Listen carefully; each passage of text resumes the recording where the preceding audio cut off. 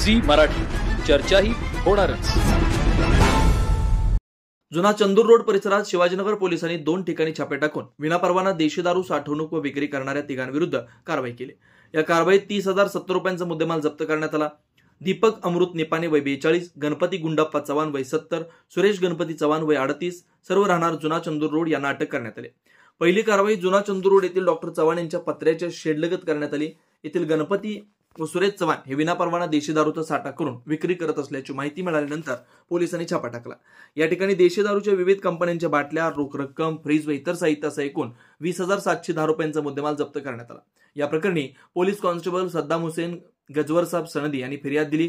त्यानंतर ज्ञानगंगा गल्लीतील दीपक निपाने यांच्या शेडवरही छापा टाकण्यात आला। इथेही मोठ्या प्रमाणात मद्यसाठा आढळून आला। पोलिसांनी देशी दारूच्या बाटल्या, फ्रीज व इतर साहित्यासह एकूण 9,260 रुपयांचा मुद्देमाल जप्त केला। या प्रकरणी पोलीस कॉन्स्टेबल शिरीष कांबळे यांनी फिर्याद दाखल केली।